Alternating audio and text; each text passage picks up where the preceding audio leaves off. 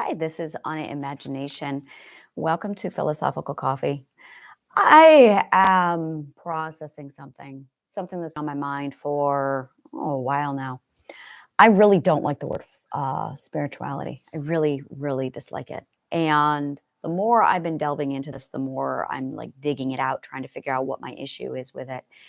And I realized what it is. Yes, please. It is very much, thank you. Spirituality excludes people. That's it right there. It excludes people. The problem is spirituality is really a pursuit of ethics. And when you study ethics in philosophy and you start to understand what ethics is, it's humanity.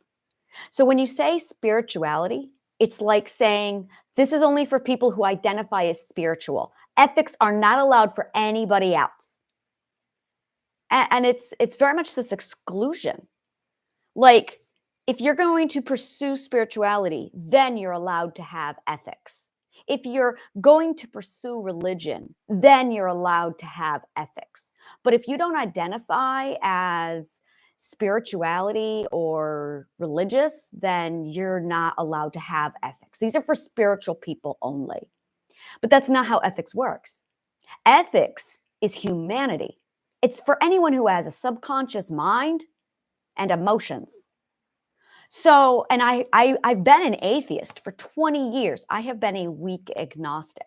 So this is a real personal pet peeve I've got. I did not identify as spiritual. I still don't. I don't identify as spiritual. But I'm dabbling in all of the stuff that spiritual people will go, oh, that's spiritual. Not to me. And it very much, it took me a long time to get over this. The label of spirituality that other people put on ethics, it's like they took ethics, this part of human, and they wrapped it in bubble wrap and they said for spiritual people only. And because I was not spiritual, I was philosophical and scientific. I looked at ethics and went, oh, well, that's not for me. Well, not exactly what I did, because I took the philosophical route. I studied theology, spirituality, and religion from the philosophical scientist point of view. And there was very much a, oh, good God, did I run into this? You can't have that because you're not spiritual. And I remember this one time, it was back when I was 22, 23. This Christian woman, we were talking about ethics and values and morals, and I made a comment about this is against my ethics. And she just dropped everything and went, oh my God. And I said, yes. And she went, you have ethics? Well, that was rude. And it was this mind-blowing prejudice that she had, that she only had because she used words like, I'm religious and I'm spiritual. And they didn't apply to me.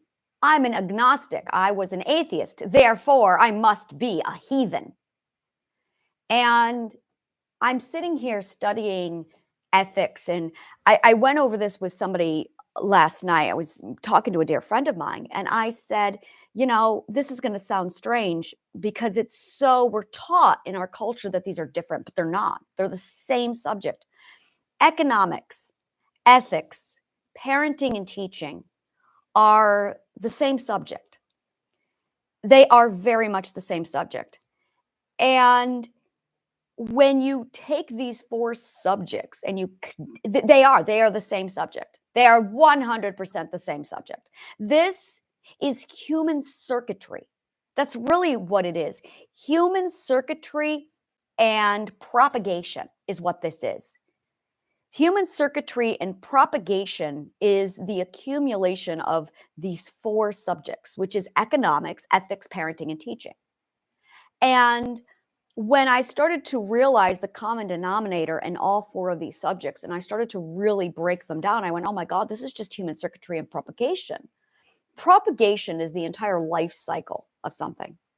Most people only look at the breeding aspect or the offspring. It's the how are we going to reproduce? Reproduction is a fraction of propagation.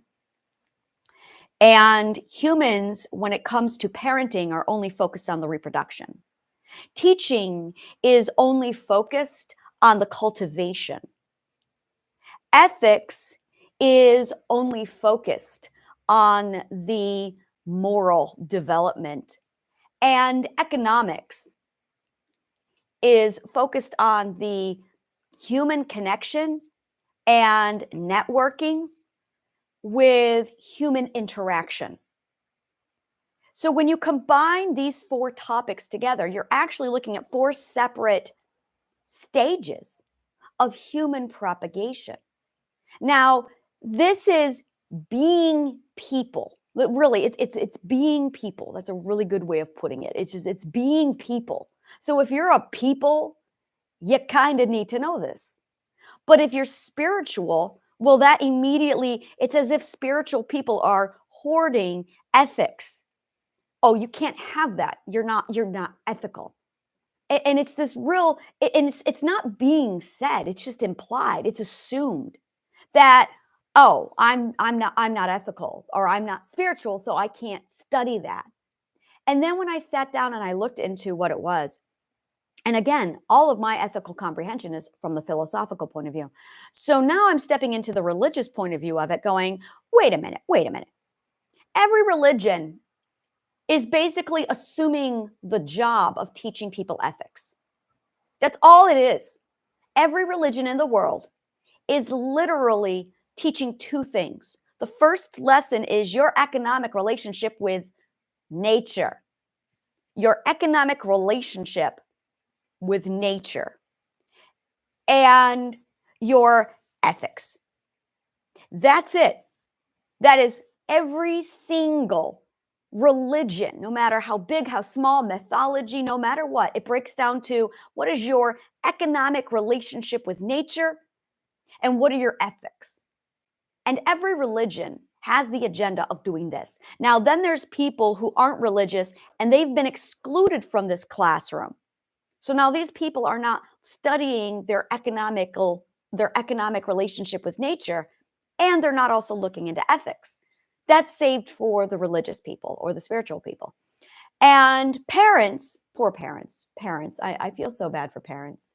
Teachers are going, okay, academic, we are supposed to pass on data A to data B. That is all we are doing, is transferring data from point A to point B. Well, that's economics, by the way. Just so you know, teaching is economics. It's transferring A to B. In this case, the commodity is information as opposed to resources. But information in this case is very much a resource.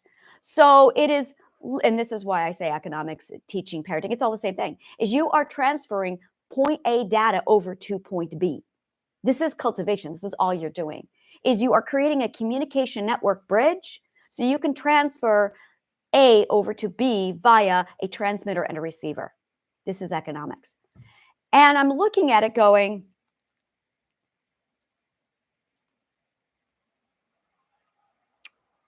so teachers are doing economics. Economics is focused on how we're transporting goods as opposed to information. And it does not account information as being a good. And that's not at all in our brains. We don't associate information as being a resource or its goods, which is ironic because when you step into the millionaire mindset, the billionaire mindset, and the rich mindset, one of the very first things you learn is that our minds are the asset. Our brains, our minds, our knowledge is the only real true asset. So if you are transferring, like I said, this is economics. As soon as you start to transfer this information into your brain, you are increasing the value of your asset, your mind. Now, put in there really shitty teachers, which the world is covered in today. And now you're looking at people who are incapable of managing a basic network connection in order to transfer data from point A to point B. And now the teachers are significantly suffering at their job because they don't understand how human economics and human circuitry works to make a proper connection. Now let's step into parenting. Poor parents, just poor parents. They aren't understanding what's going on. They have no instruction. They have no guidance. Most of them are not religious anymore or spiritual. And there's just no guidance. And when you step into the world of spiritual and deity, or spiritual and religious, you're walking into the world of the divine, and you're walking into the world of deities and theology. And that leaves the atheist in a position where it's like, okay, well, that's not where I'm going. And it's like, where do you, and this is it. It's church for atheists. That's what I do. I do church for atheists. That's what I do. That is 100% what I do. This is church for atheists, church for agnostics.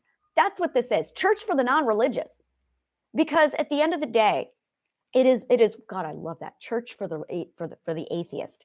That's exactly it. There's no place for the atheist or the agnostic to understand or practice ethics on a regular basis without being saturated in, I'm going to do this. This is my calling. I can feel it. I said it and I went, oh my God, that is so what I'm going to be doing with my future. It is church for the I'm an atheist church. This is an atheist-based church. There. So it's we're going to talk about science. Yes, I need this in my life. I needed me in my life. And it's this, I needed ethical guidance. Now I had Plato, so I was like, all right. But what I wanted and what I needed was this regular practice, this regular guidance, can we remove the God bullshit and just talk about ethics? Can we please remove the whole prejudice of, well, you're not spiritual or divine, and you're not like whimsical and focused on the metaphysical, so you can't have this. What the hell? And it's very much this, it's a club. It's like a private, exclusive prejudice club of, oh, you're not going to be spiritual, so you can't have this. This is humanity. Ethics is humanity. And atheists and agnostics, and this is it, religious people literally hoarded this and excluded it. I'm angry, and maybe I should just talk about that for a moment. I need to focus in on it. Just give me a minute. I was very angry about this for a long time. And I until now, I didn't have words for it. I had no words for this. I was angry because I wanted the ethics, but it was very much this, oh, well, you're an atheist. You can't have that. It's human. They took my fucking humanity away from me because I was an atheist. Oh, you're not a divine. You're not into God. Oh, you can't be human. How dare they? I feel better now. I feel much better now. So yeah, this is church for atheists. And this is it really, is there should be no, oh, well, you're, and this is it right here, is every church has this, we want the LGBTQIA, we're open, we're tolerable. Not one church says atheists are welcome here. That's it. Not one church says atheists are welcome, because they're more focused on talking about their gods than ethics. And when you study the religions, the gods are talking about ethics. That's it. I love Christ. I fucking love Christ. But I didn't want to be Christ. I wanted his lifestyle, but they didn't want to talk about his lifestyle. They wanted to talk about his death and his gory details. They wanted to talk about his trauma and his abuse, his suffering. I wanted to learn about the ethics. And they sit there and they claim, oh, well, the devil is out there and we're losing followers of our church. No, you are losing followers of your church because you're just talking about a bloodbath. You're not talking about what people need, which is the humanity and the ethics.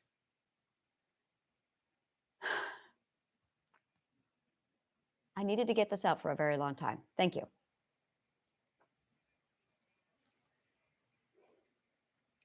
I wanted to raise my children with ethics, and there was no one. There was no one. No one to help me with this. I was fucking mentally insane. My parents were the cause of my trauma. I knew, okay, I can't use my parents. So I was a role model orphan. Let's use those words, people. I was a role model orphan.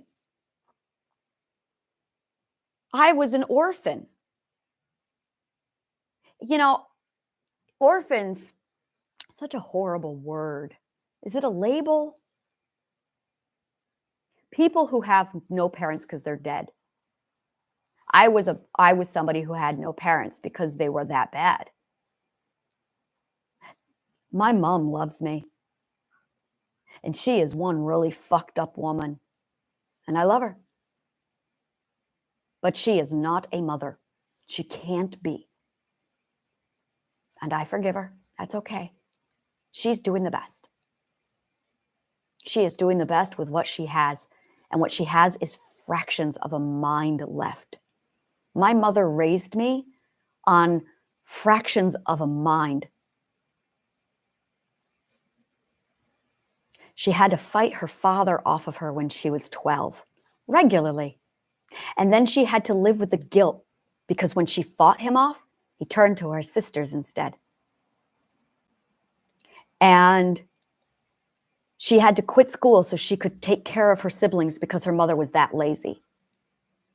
And when the government found out, not because the government cared, not because her parents cared, it was because somebody who was a vindictive person decided to call authorities just to get people in trouble. She was dumped into the 1960s foster care system. By the time she found Christ at 16, her abuse ended and she associated literal saving with the religion. So she associates not being religious with being abused, beaten, raped. And then 2 years later, she was 16 when she found Christ. And at 18 years old, she had her first child, my older brother. My mom has a fraction of a mind, and I love her. But I also had no parents. By the time I was 8, 9, my brother and I had figured out that we did not have parents. We talked about it. He and I would sit down and we were like, yeah, so what do you think of our parents? And I remember this, 9, 10 years old, we had the conversation. So what do you think about our parents? Yeah, I figured out that my education surpassed them, he says to me, when I got to the 8th grade and realized I'm smarter than them. And I said, yeah, me too. And they were so uneducated that they could not parent. The bottom line, they were just so uneducated. And, there's no parenting school, is there? There isn't a single parenting school. I'm going to make a parenting school. And that's just it. I had to figure it out on my own. By the time I was 9 and 10, I realized I'm going to have to figure this out on my own. So, and I would talk to children who literally their parents were dead at a younger age. And I would sit down and talk to them. And I realized, wow, I was no different than them. The only difference is they had this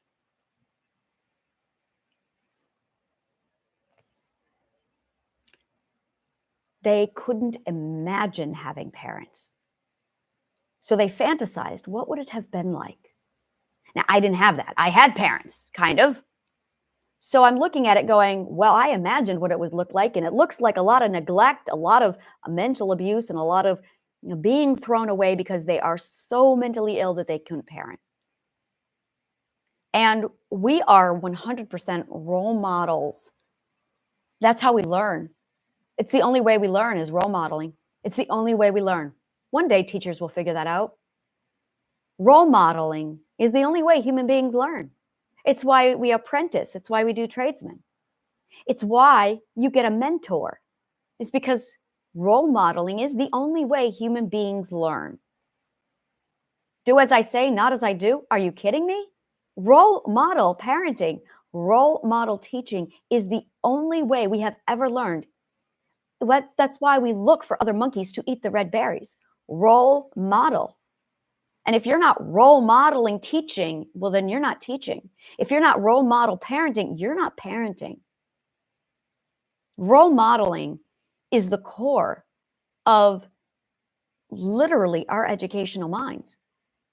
And there's no one who is acknowledging this. Teachers and educators, I'm going to borrow from Rich Dad, Poor Dad. They're fake teachers and they're fucking idiots. And they are just educating a bunch of fucking idiots, which is why everyone's an idiot, is because the teachers are idiots.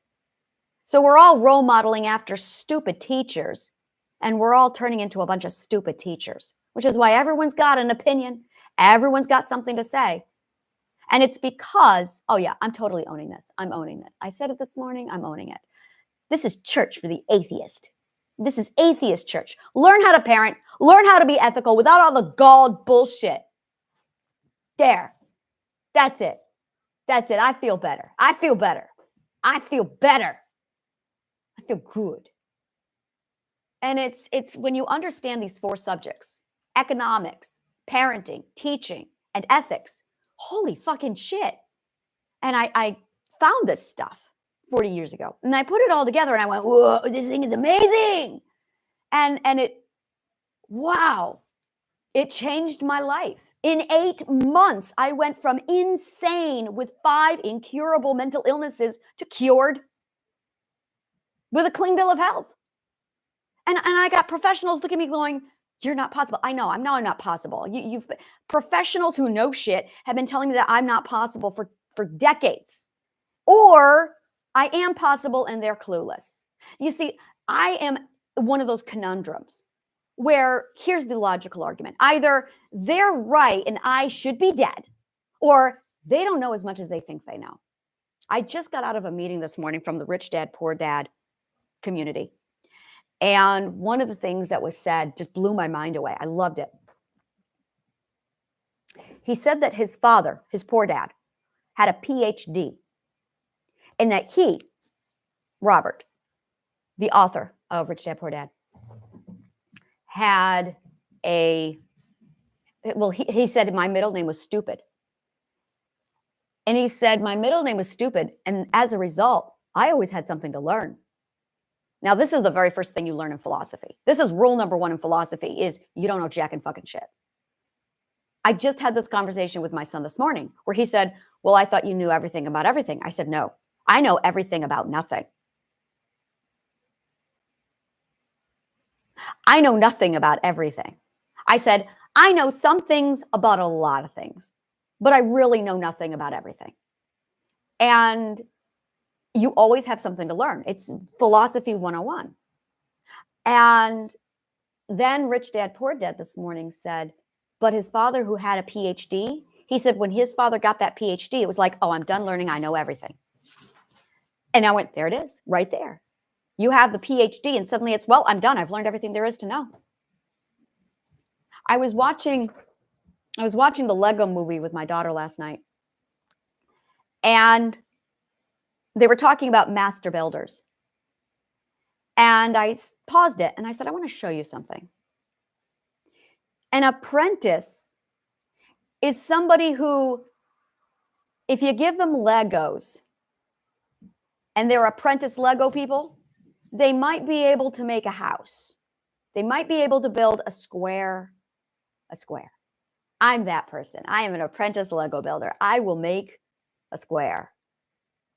I will get the grass thing, the grass green plat, and I will make a square and call it, oh, there you go, that's a house. And that's hard for me. I'm an apprentice Lego builder. A tradesman can build anything with the instructions. They can build those massive Hogwarts castles with the instructions. And then the tradesman falls into the arrogance loop where they think, oh, I'm a master builder because look what I made. No, you didn't make that. You copied an instruction book. Take away the instruction book.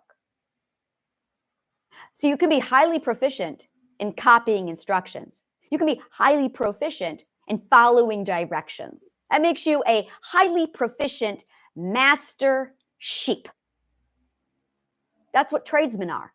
That's what most teachers are. They are so proficient in following the instructions that they think they're masters. Take away the instruction booklet and they're dead in the water. They're no different than an apprentice. A master can build, can create without the instructions. They can imagine it in their heads and just do it. They can improvise. They can change things. They can literally create art, tasteful art, practical, useful, tasteful art without the instructions. That's a master. A philosopher can reinvent the Lego block. That's the difference. They can reinvent and that's it. And when you understand, take this Lego analogy. Our skills are all on this scale. Are you apprentice? Are you tradesman? And if you're tradesman, be careful. Be cautious of the tradesman. It's like a big, be aware of the tradesman fallacy. That you might be proficient at following directions, but that just makes you a proficient lemur or a proficient gerbil. That means you're proficient at the rat race. That doesn't mean you're a master. And it's been this gap in my life. My whole life, I've had this massive gap of craving direction, craving leadership, I had to become my own leader because there was no one else. I craved ethics, so I studied philosophy. I craved understanding human connection. What was I watching last night? I watched a lot last night. Let's just say I watched a lot last night. I have a game that I built, and I'm going through the game right now. So I watched the first 4 movies on my game. And one of the movies, I was just like, oh my God, I see things and I understand it now. And it was this serious deprivation of, oh my God, I must be able to connect. And I spent my whole life craving connection. And this is not for religious people. This is not for spirituality. This is for people who are human. It's the church for humans. You know what? It's going to be the church for godless humans. There you go.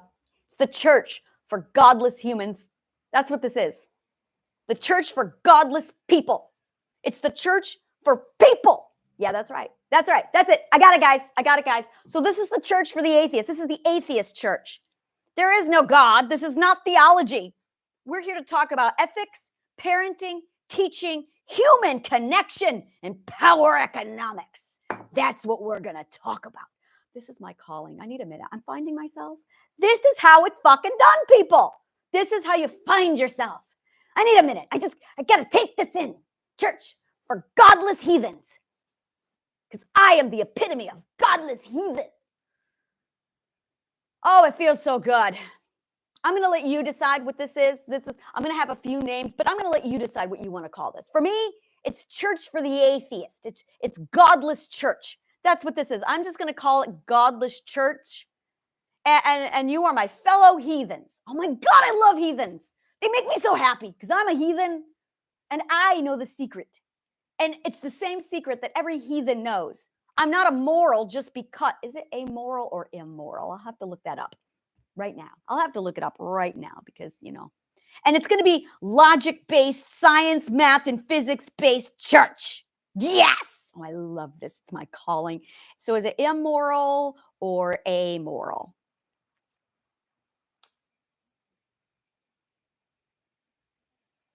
Okay, so immoral is the enemy of morals. It's an adjective. Amoral, oh, they're both adjectives. Well, why? That's irrelevant. They're both adjectives. Okay, so amoral. So yes. Just because I'm a heathen doesn't mean I'm amoral. That's it right there. Is the amount of abuse and slander I've taken from people because I'm an atheist. And it's like, that doesn't mean I'm amoral. Like that is so ew. So no, this is going to be the church for parents, ethics, teachers, and economics. power economics, which is very different from what you get in church. There you go. This is it. Now let's talk about the schedule. Let's plan this out. Let's do this. Let's do this. Let's do this. Let's figure this out. See, I don't like doing the whole, I don't like do, you know what? Okay, so I don't like schedules. This is my problem. I don't like schedules. I do not count the clock. I do not look at the clock. I just don't. I can't because, well, the time doesn't exist in the abstract. So not the way it does in the material plane. So this is what I'm going to do. I've got, you know what? I've got it. I got it. I'm just going to do this whenever the fuck it feels good and feels right. So I'm just going to come on to Philosophical Coffee, but this is my church. This is my godless church. That's what this is. It's godless church, Philosophical Coffee, my godless church. And we're going to talk about parenting, ethics, teaching, and economics. There you go. Power economics. And this is literally human propagation. That's it. And we're going to talk about anything and everything that's relevant.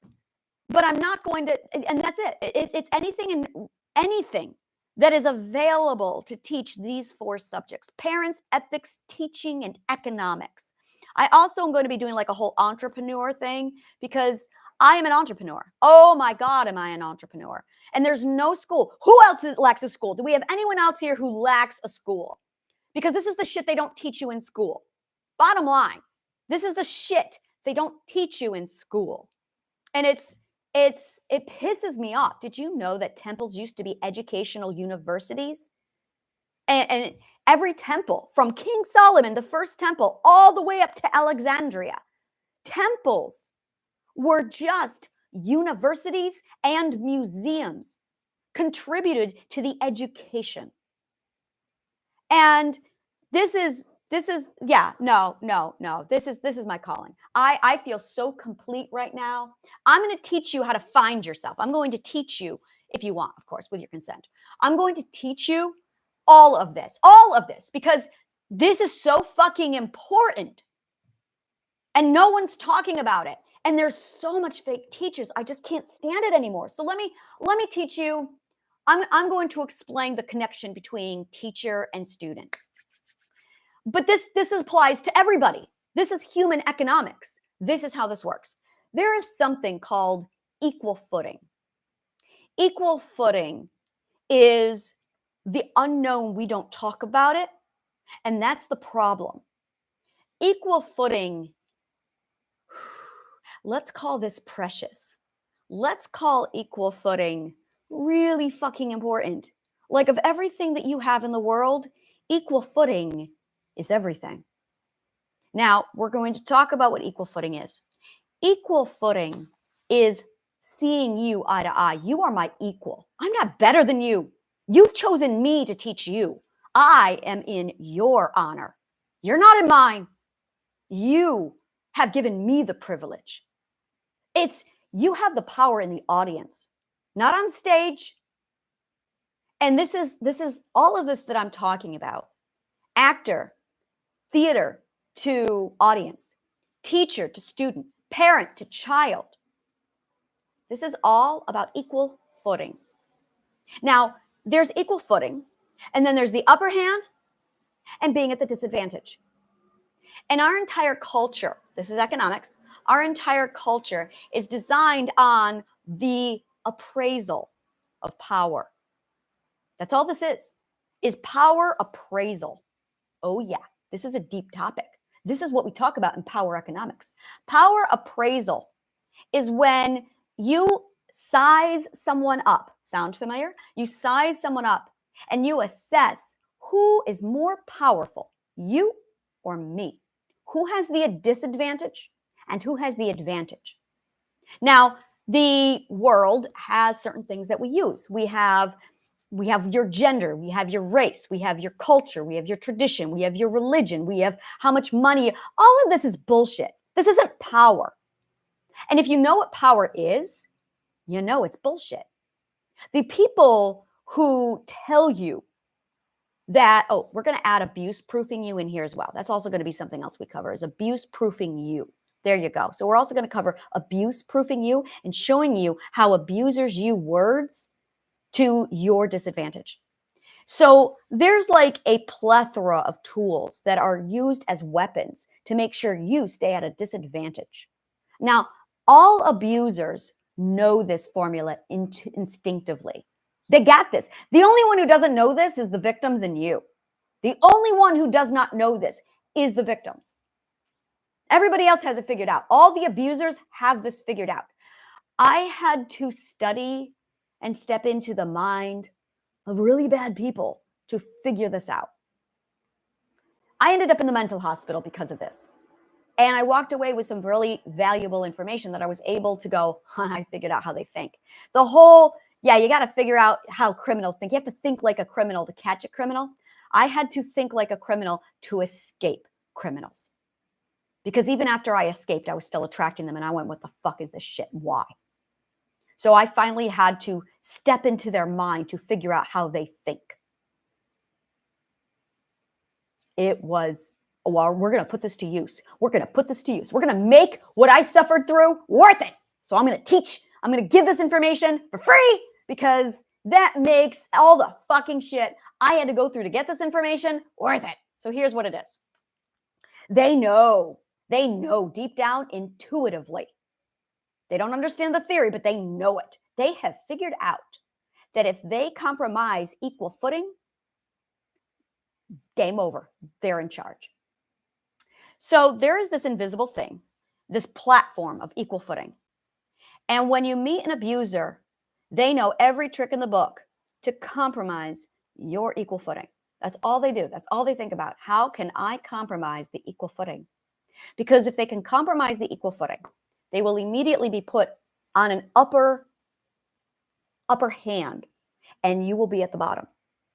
Now, in order to pull this off, they have to be able to do a psychological profile on you, which they do in a matter of seconds because they have figured it out. They have figured out the formula. There's a formula for this. Here's the formula.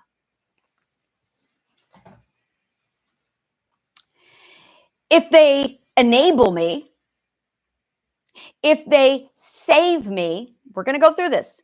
If they enable me, if they save me, if they tolerate, then they will obey. Bottom line, that's it. Easy peasy right there. If they enable, if they save, and if they tolerate, they will obey. So they have tests, literally tests that they put you through the moment they meet you. They're not meeting people. They're scouting for victims. That's what they're doing. So the first thing they do is they walk up to you and they call you friend. This disarms you. They've weaponized words against you. And then they tell you. They'll negotiate with you. They will never apologize. If you tell them that they are wrong, they will attack. They will justify. They will do anything except apologize. And in some cases, they will apologize, but then they will deteriorate themselves. This is also a tactic they use. If they apologize and leave it fine, they're fine. But if they apologize, but then couple it with self-degradation is also a tactic they use. The self-degradation puts them down because they're going to see if you save them. If they compliment you and they boost you up, they're deliberately attacking that equal footing to put you up to see if you'll bring yourself back down. Most people will bring themselves back down, or they'll fish, where they'll boost you up with compliments, over-compliment you, and then you will feel, because of reciprocity, they will then boost you up and compliment, and then you start one-upping of each other, compromising the equal footing. Now, when you preserve the equal footing, and that's it. That's how you know when you found somebody who's legitimately ethical, logical, and a good person. This is how to detect good people from bad people. And to do it, watch the equal footing. All you've got to do is watch the equal footing. Everything revolves around the equal footing. This is literally how you find abusive people, how to determine if you are an abusive person, is 100% watch the equal footing. To preserve the equal footing, it is literally oh, this person is at an advantage. I'm going to gift them with my power by giving vulnerability to them. So people who look out for equal footing are people who are vulnerable and who are also transparent and vulnerable. This doesn't exist in an abusive world. They're either vulnerable and they're wearing a mask, or they are transparent and lying. There is no such thing as vulnerably transparent, not with an abuser. And we're going to cover later exactly what that looks like. I'm going to take notes, and I'm going to come back, and we're going to cover all this shit, because this is the shit you need to know. And the other way to tell is the gifting. They will preserve the trade. If you preserve the trade, preserve the exchange. So there's something called your peace offering. Your peace offering is when you appraise somebody and you go, oh, you have more power than I, or I have more power than you. The peace offering should come from whoever has the most advantage. So the peace offering is almost always given to the person who is at the disadvantage. This is why men give women flowers and candy, is because the man is at the advantage with his physical body, with everything. So he gives a peace offering to put himself at a disadvantage to boost her up. We forgot this. So it's actually a peace offering to give equal footing. That's why men give gifts to women. This has been forgotten for a very long time. And now we're going, it's an empty gesture now.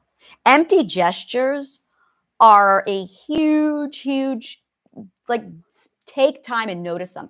Like homework assignment over the next few days, over the next week. Pay attention to empty gestures. Look for them, because empty gestures are 100% your red flag to tell you when somebody has stepped in and they are compromising. They're mindless. They're thinking without action.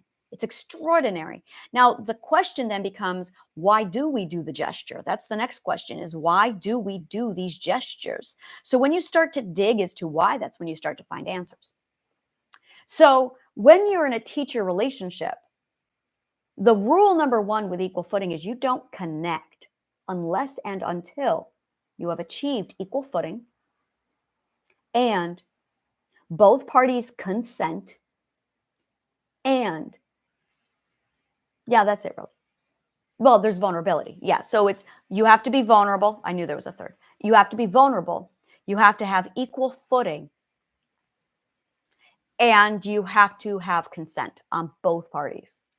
That is your guarantee formula. Guaranteed. That's it right there. Vulnerable, equal footing, consent from both sides. When you have that formula, now you're dealing with somebody who's honest. An abuser will never be vulnerable to achieve equal footing. They will be vulnerable to obtain the upper hand. They will never allow equal footing while being vulnerable. They won't do it. They will not put themselves in that kind of a position. They won't do it. And both parties have to be consenting. So you have to be vulnerable. They have to be vulnerable. You have to both be on equal footing, and you have to both be consenting. You get that together, and suddenly you can find all the abuse around you. You can literally, that is your checklist. Use that for every single person, every single interaction.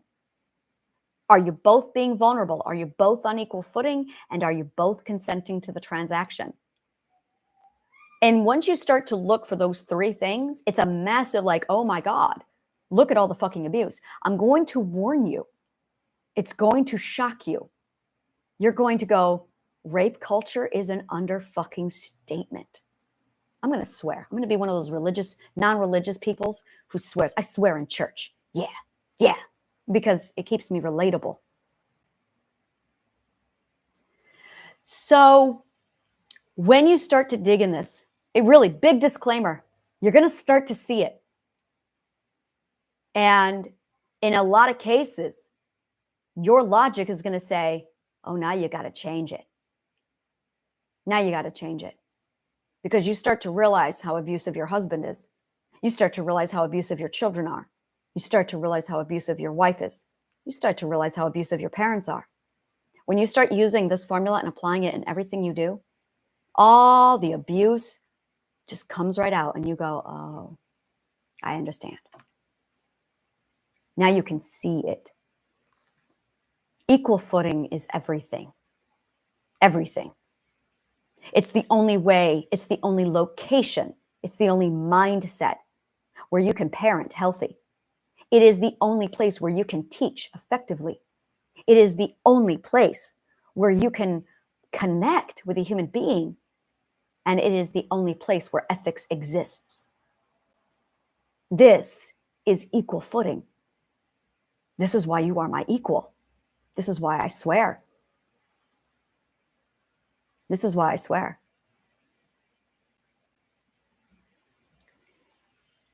When you find the equal footing, when you are trained to see it, you can see all the violations of it. My daughter has been trained to see it. My children have all been trained to see it. And we'll watch Walking Dead. We'll watch any show. And now she sees it constantly. She's going, oh my God, they're violating there they are. She's able to call it out left and right. She is so fucking abuse proof. It's disgusting. It's extraordinary to watch. That once you understand how equal footing, and I'm going to tell you right now, how equal footing works, it's an eye opener. Now, I'm going to tell you right now, there is something in the world called the dark web. I have never been on it. I don't know how to get on it, but I have spoken to people who did. I know what's on it. These instructions are there. These instructions, how to be a pedophile, they're cycling around in the dark web. How to completely psychologically disarm children, victims, targets, how to be a serial killer. This shit is on the dark web. It's an actual book. It's an actual book. Wrap your head around that. I know about it because I wanted to get the fuck away from them. I was raised in a pedophile white supremacist town. So I was trained to attract them. And after I got out, I was still attracting them. And I'm like, what the fuck is this shit? So I studied their psychology. Think like the criminal and you can get out. And this is how I learned it. They told me about these books. I asked them, how did you learn this? And they told me. Everyone knows about it except you guys. Everyone knows about it except the victims. So you're at the disadvantage. And I say it's time we start leveling the playing ground. That's what I say. I had well, what if this gets out? Anna, it's already out. The only ones who are oblivious are the victims. There is nothing that I don't talk about that the abusers don't already know. They literally have a formula, a book, a guide that goes around instructing them how to be sick fucks. And you're all clueless because you're good people. Because you don't hang around at the dark web.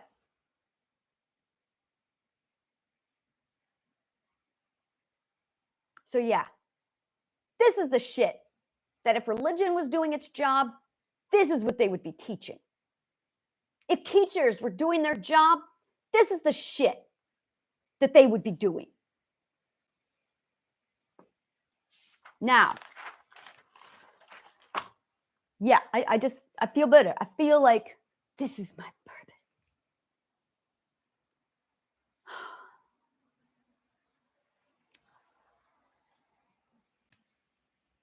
I was 4 years old when I started putting all this together. I was 4 years old when I started to figure out shit. It got me into trouble.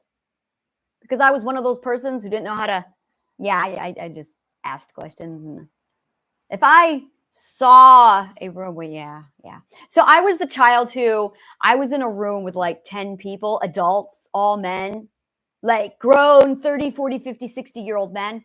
and I was watching their behavior, and it was highly unethical in my opinion. So I was 8 and had no problems telling them, you're all unethical. That's the kind of filter I don't have. So this is like a 40-year-long thing with me. I've been doing this for 40 years. And it's been boiling and building. And there was this 20-year mark where I knew I was barely halfway through when I was in my 20s. I knew it. I felt it. I'm like, this has barely begun. And in the last 2 years, it has been this massive, all of the knowledge coming together, and then me working like a crazy person, condensing it all and putting it into classes and building it all, going, all right, I got this. So this is my life work. This is my life work. This is everything. It took me 40 fucking years to accumulate this knowledge. I come from significant suffering. Significant suffering.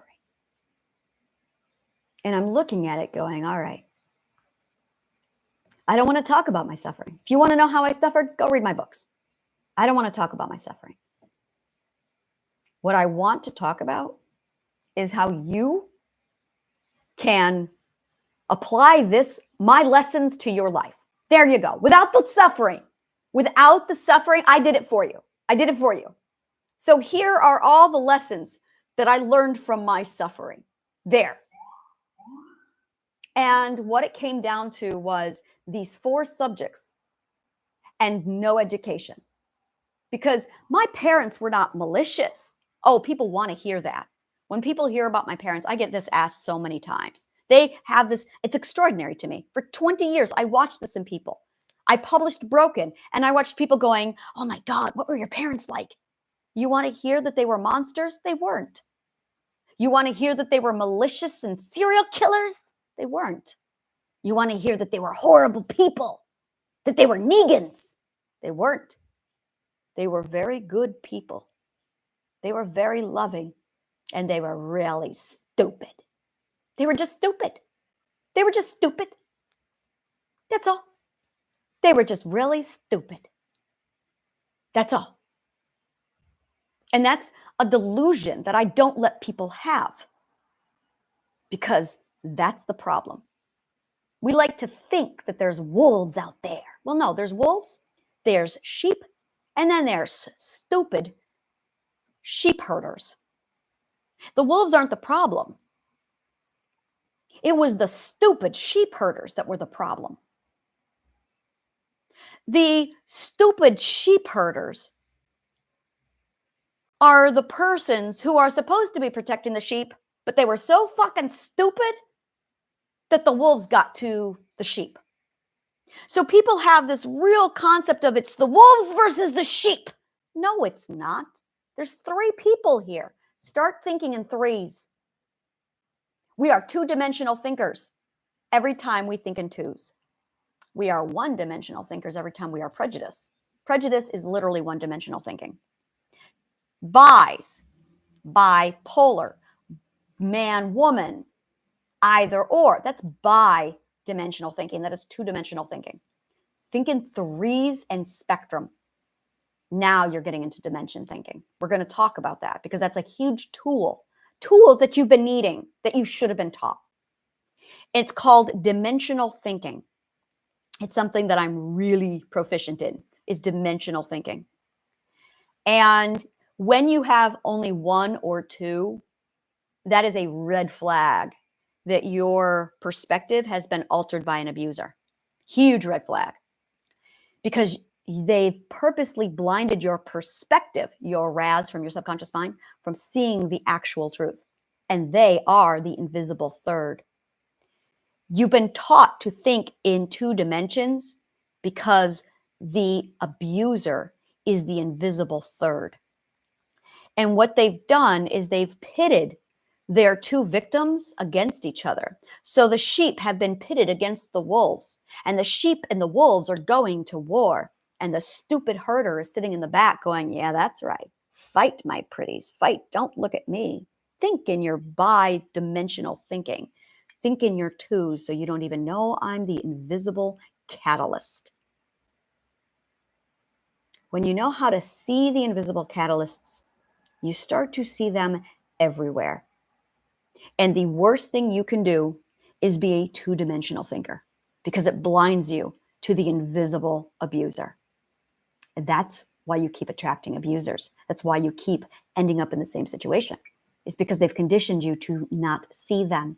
That's one of the side effects of two-dimensional thinking. Stop thinking in two dimensions. There are 3 parties here, if not more. So the stupid sheep herders are really the problem. The stupid sheep herders. The wolves are preventable. The wolves are not the problem. I had 2 wolves in my life. No. Well, let me think about this for a minute. I had 2 wolves and a Balrog. Yes. Yeah, I had 2 wolves and a Balrog. That's what I had. But I had a family. I had over 60 stupid sheep herders. And when you start to think like this, it keeps you safer, because the sheep has to realize, oh, I got to be my own sheep herder. I have to herd myself. Yeah, you do. You have to herd yourself, because the sheep herders are stupid. And that bottom line, that's it. That's your entire life story right there. You are hurt because you were raised by a bunch of stupid sheep herders. The wolves are still going to be there. But really, it's not hard to outsmart them. You just got a bunch of stupid sheep herders in your way. So I'm going to teach you how to herd yourself and how to see the stupid sheep herders so you can protect yourself from the wolves. That's what I do. That's what I do. And I'm going to teach you how to apply this to parenting. I'm going to teach you all about the equal footing so you can preserve it, so you can nurture it, so you can know when you're dealing with a bullshit bad teacher. So you can know, oh, yeah, this is going to be toxic for me. You're not stupid.